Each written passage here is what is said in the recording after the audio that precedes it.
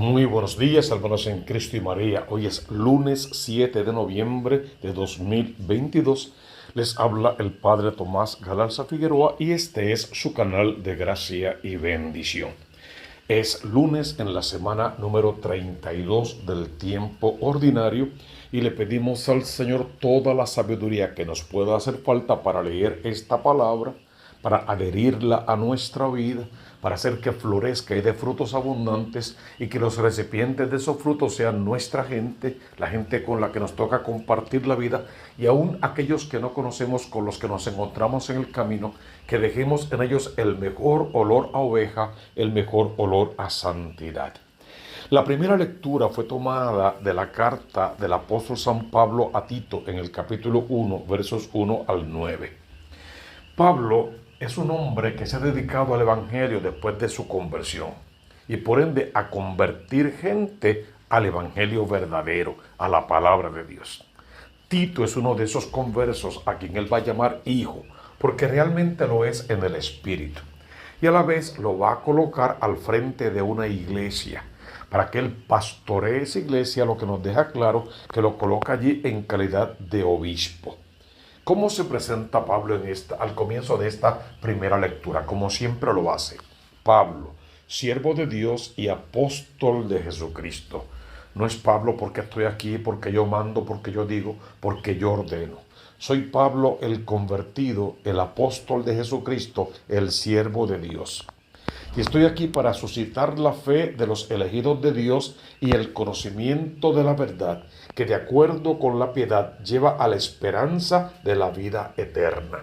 No estoy aquí por mi propia cuenta ni esbozar mi opinión personal de nada.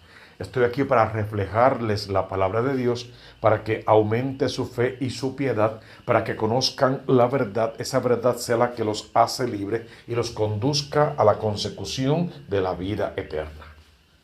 Esta, la vida eterna, fue prometida antes de los siglos por Dios, que nunca miente. Al llegar el tiempo apropiado, Él manifestó su palabra por la predicación que me fue confiada, según el mandato de Dios, nuestro Salvador, a Tito, verdadero hijo en la fe que compartimos.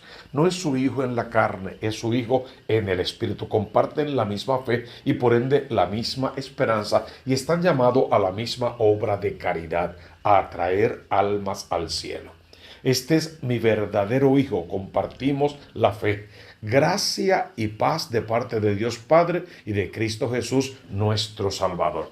Es algo así como el encabezamiento de esta carta. Ahora va a dar la intención por la cual la escribe y es muy clara. Podemos leerla y entenderla igual mientras la leemos. Mi intención al dejarte en Creta era que acabaras de organizar lo que aún faltaba por hacer y constituyeses presbíteros en cada ciudad, siguiendo las instrucciones que te di.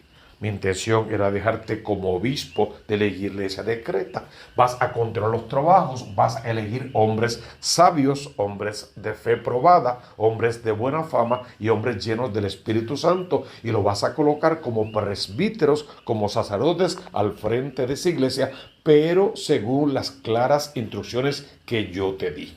¿Cuáles son esas instrucciones? Que el presbítero, o sea, el sacerdote, sea alguien sin tacha, marido de una sola mujer, que tenga hijos creyentes, a los que no quepa acusar de vida desenfrenada ni de ser unos insubordinados. Para los principios de la iglesia, los presbíteros eran casados. Ya después del siglo IV, eso cambió y abrazamos el celibato. Por lo tanto, habla de tener una sola esposa porque en aquel tiempo así era. Hoy día, si Pablo volviese a escribir esa carta, seguro eliminaría ese pensamiento. Lo importante del pensamiento es que sean sin tacha, que sean hombres serios, de palabra, cumplidores de esa palabra y capaces de hacer llegar el mensaje de Cristo a todos los corazones, no solamente por lo que predican, sino y especialmente por lo que viven, por la forma en que viven su fe ante los demás, el testimonio que son capaces de dar.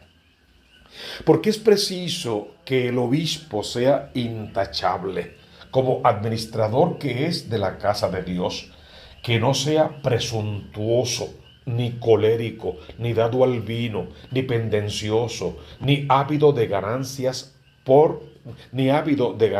poco limpias. Cuando uno lee todo esto y ve todo lo que se exige al presbítero y al obispo, uno tiene que afirmar categóricamente al pueblo santo de Dios, a la iglesia, a la feligresía, a los hermanos que nos acompañan en nuestra vocación, en nuestro llamado al servicio de la iglesia.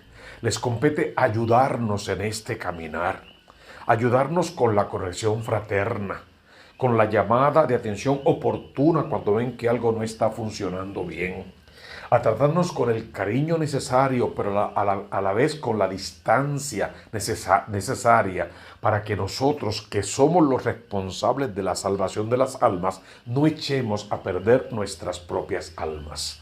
Por lo tanto, el feligrés honesto sabe que no debe invitarnos ni a fiestas desordenadas, ni a la copa de vino, ni a algunas actividades ilícitas, que no debe reír nuestras gracias y nuestros chistes cuando no son correctos, y no debe aplaudir nuestra conducta impropia de ninguna manera. Y el primer canal para corregir eso es hablar con nosotros mismos, llamar nuestra atención, llamarnos a capítulo con caridad e intentar hacernos entrar en razón para que nuestro pie no se desvíe, y si se ha desviado, llamarnos a la corrección y llamarnos otra vez a la fe y a la verdad y tratar de corregirnos desde el amor de Dios. Si no, hay otros canales, pero siempre por aquellos canales que sean en bien y en favor de toda la iglesia, evitando lo que el Evangelio de hoy va a llamar los escándalos, todo tipo de escándalos.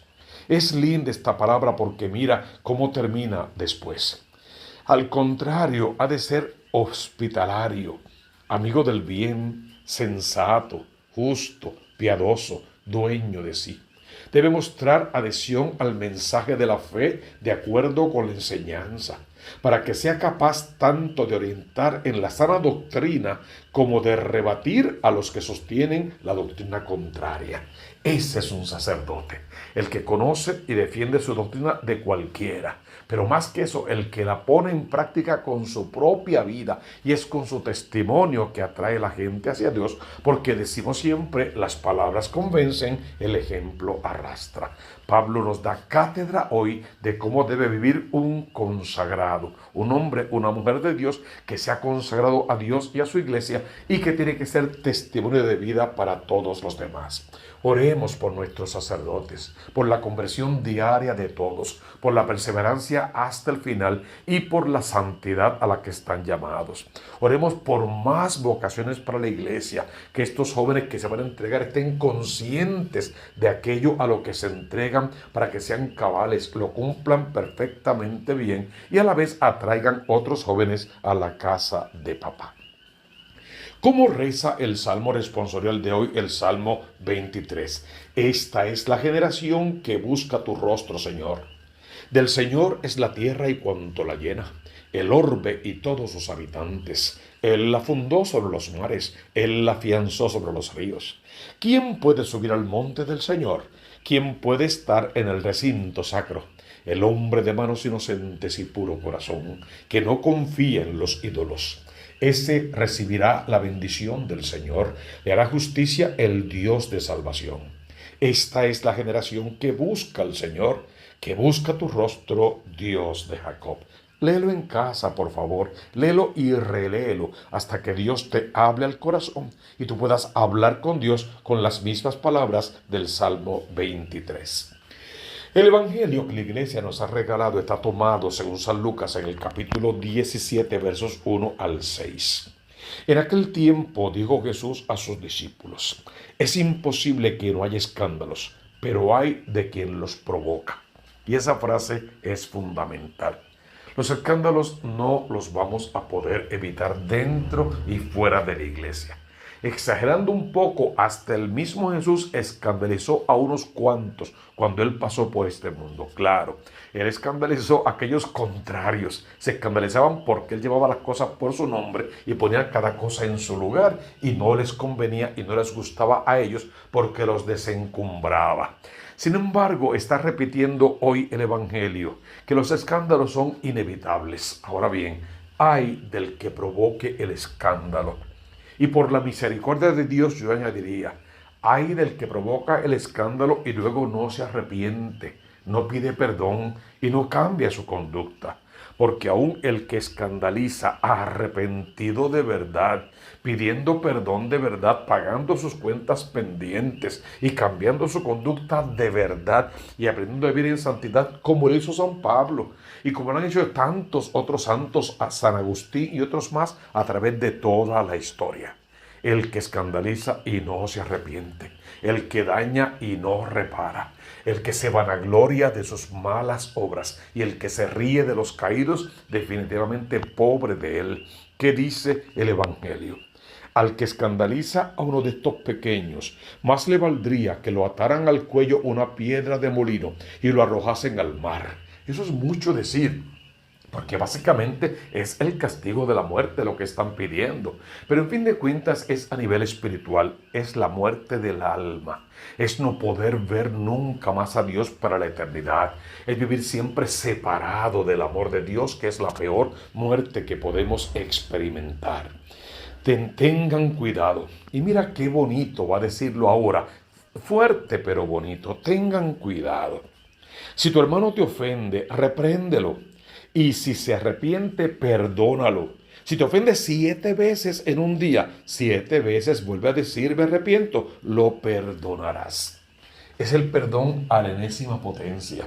Es el perdón siempre, es el perdón sin miramientos, porque es el perdón que Dios tiene reservado también para nosotros. Cuando rezamos el Padre nuestro, perdóname Señor, en la medida que yo perdono a los demás.